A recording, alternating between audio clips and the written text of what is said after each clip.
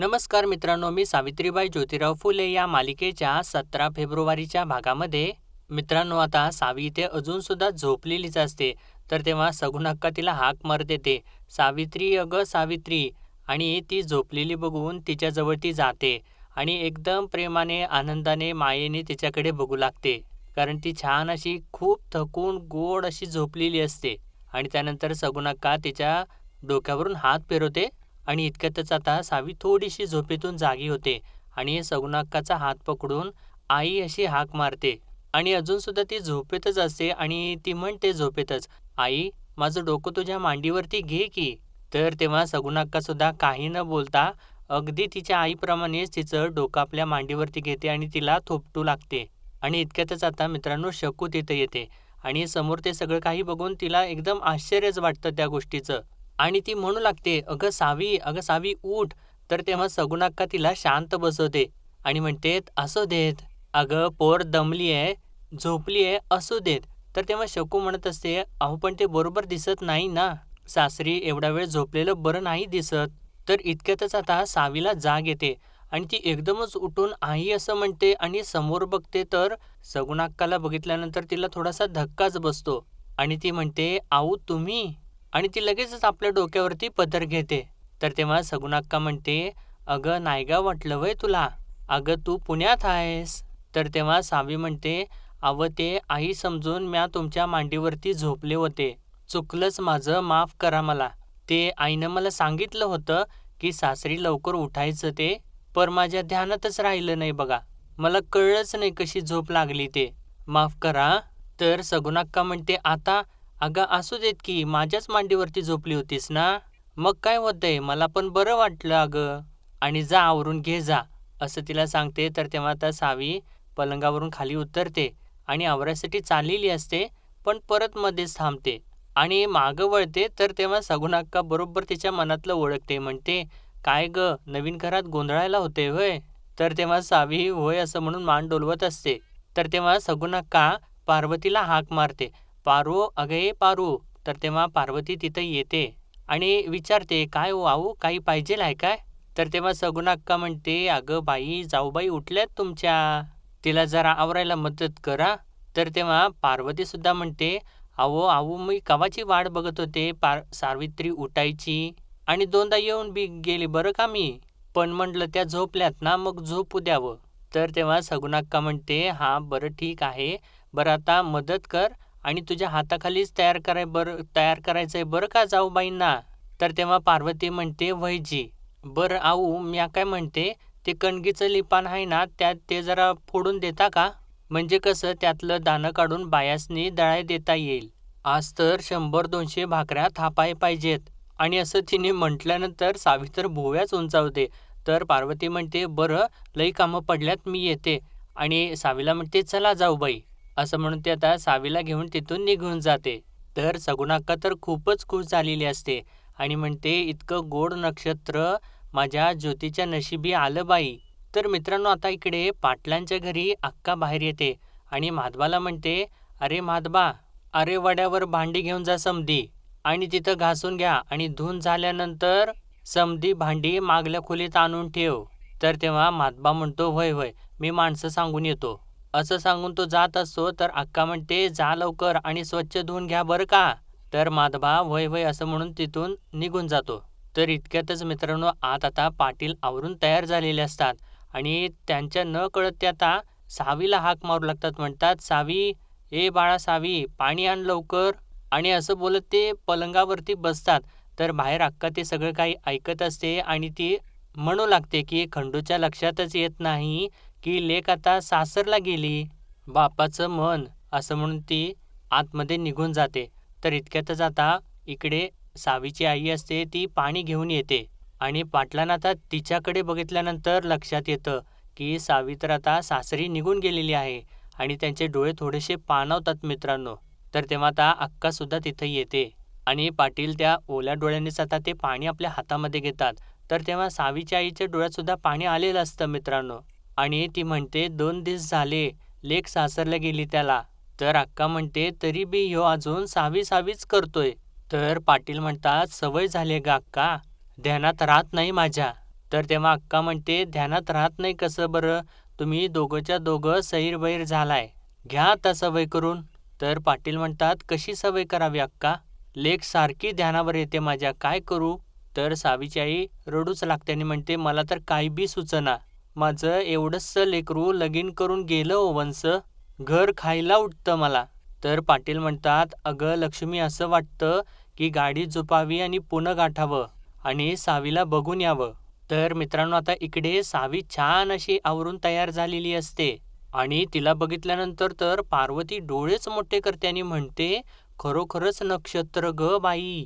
आणि म्हणते, जाऊबाई लई लई साजरा दिसताय हो तुम्ही.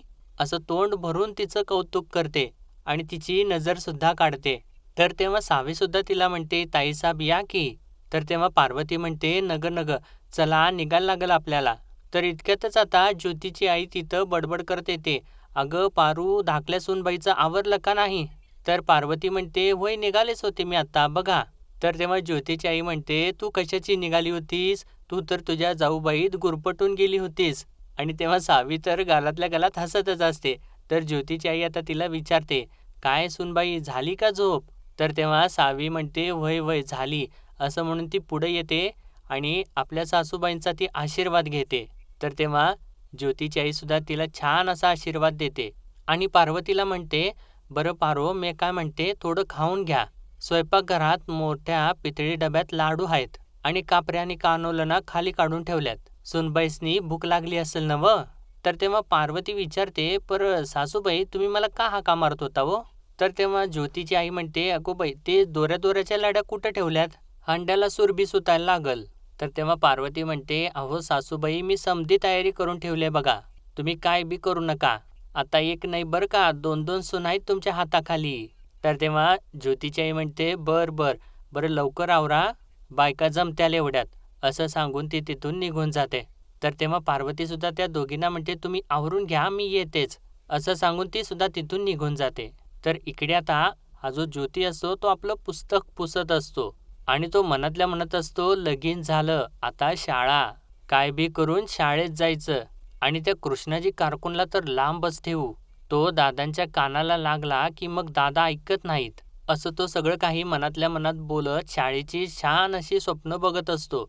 इतक्यातच आता सगुणाक्का त्याला ज्योती ज्योती अशी हाक मारत तिथं येते आणि तो त्या पुस्तकातच हरवून गेलेला असतो. तर सगुणाक्का त्याच्या जवळ येते आणि त्याला म्हणते, अरे ज्योती कुठं आहेस? चल बाहेर, थांबलीत लोक, चल. तर तेव्हा ज्योती म्हणतो, आऊ बरं झालं तू आलीस, तुझ्याशी काहीतरी बोलायचंय मला. तर तेव्हा सगुणाक्का म्हणते, तू नंतर बोल, चल आधी बाहेर चल. तर ज्योती म्हणतो, अगं पर लई महत्वाचं बोलायचं आहे.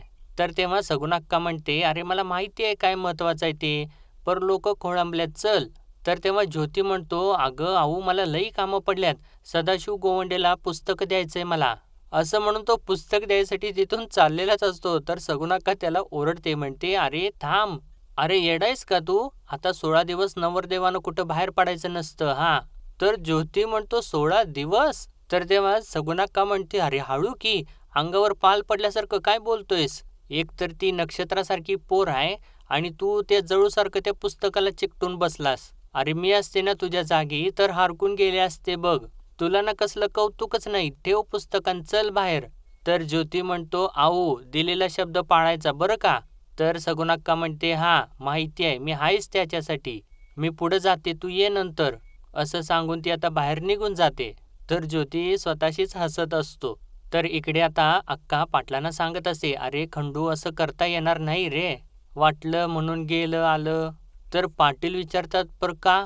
तर तेव्हा अक्का म्हणते, अरे आपली सावी आता फुल्यांची सून हाय, आता त्यांची सत्ता, आपलं काय बी नाही. तर तेव्हा पाटील म्हणतात, आपलं काय बी नाही म्हणजे? माझी लेक आहे ती, माझ्या पोटची लेक. तर तेव्हा अक्का म्हणते, लेकीच्या बापाचं शहाणपण गेलं वाया, पोटीचं देऊन सोऱ्यांचं पडतो पाया. तर तेव्हा सावीची आई सुद्धा म्हणते, खराय, अव तसंच असतं, लेक जरी आपली असली तरी आता ताबेदारी त्यांची. पण एक चांगलं झालं, माणसं लई चांगली आहेत. तर पाटील म्हणतात, अन माझी सावी?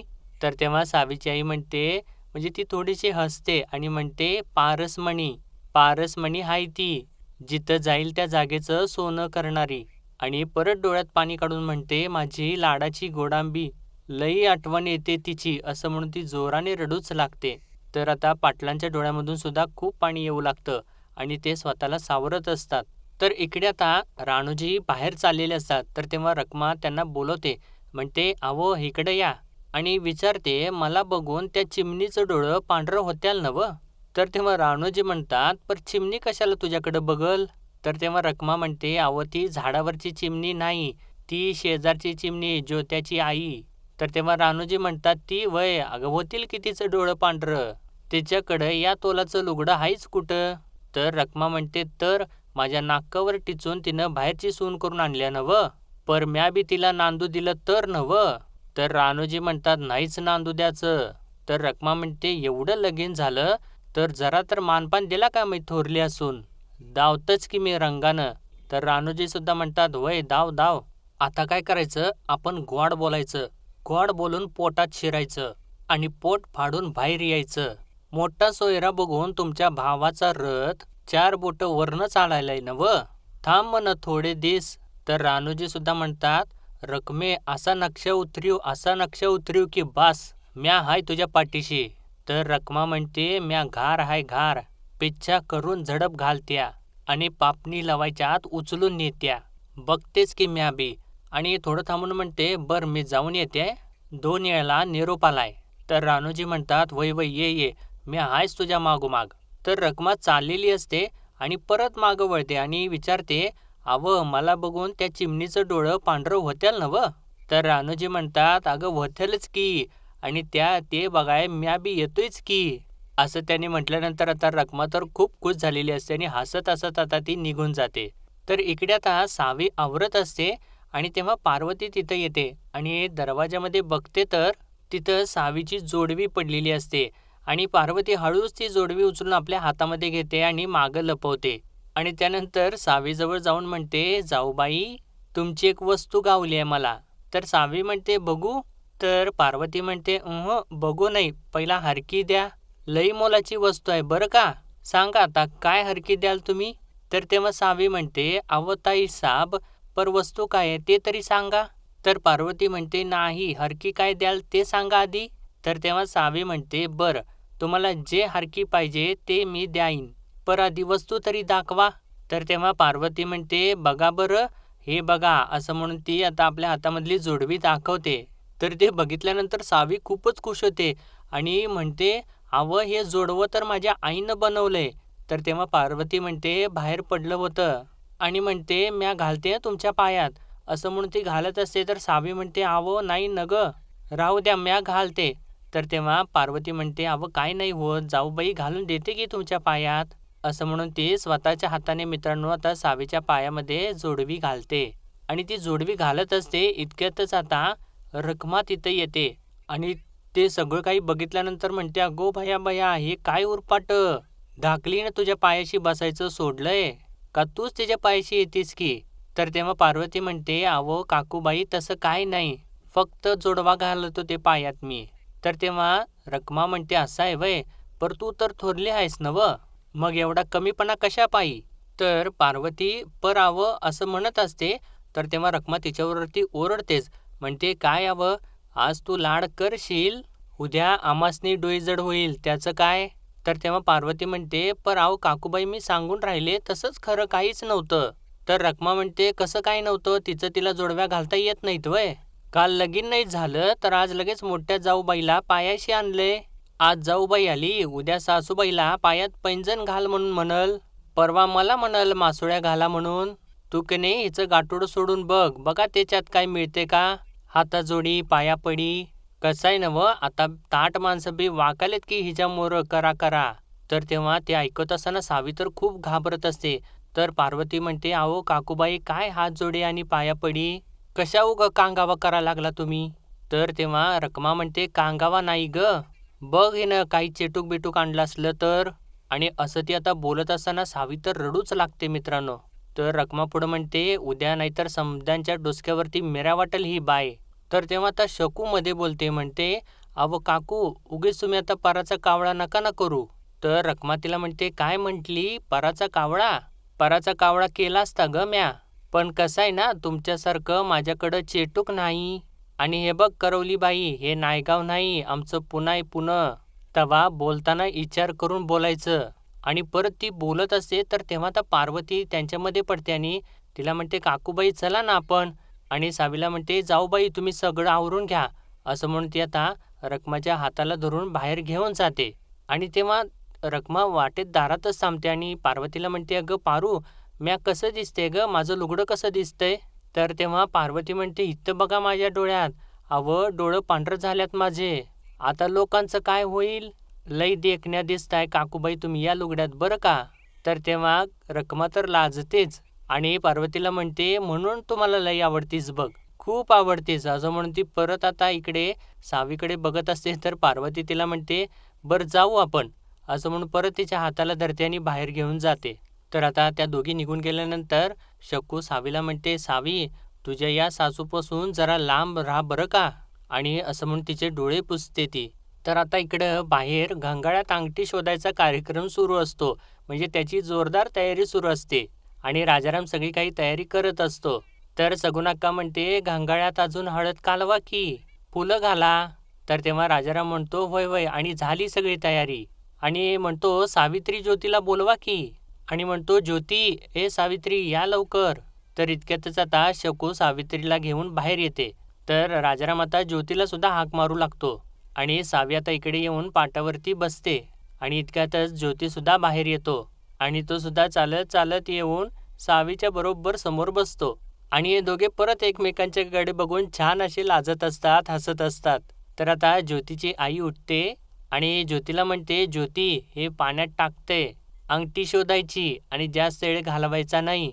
असं म्हणून ती अंगठी पाण्यात टाकते आणि त्याच्यासोबत खडे सुद्धा टाकते. आणि त्यानंतर त्या दोघांना हसत हसत सांगून तिथून बाजूला जाऊन परत बसते. तर तेव्हा रखमा म्हणते, ज्योती शोधून दाखवायचं बरं का. तर तेव्हा सावी तर ज्योतीकडेच बघत असते.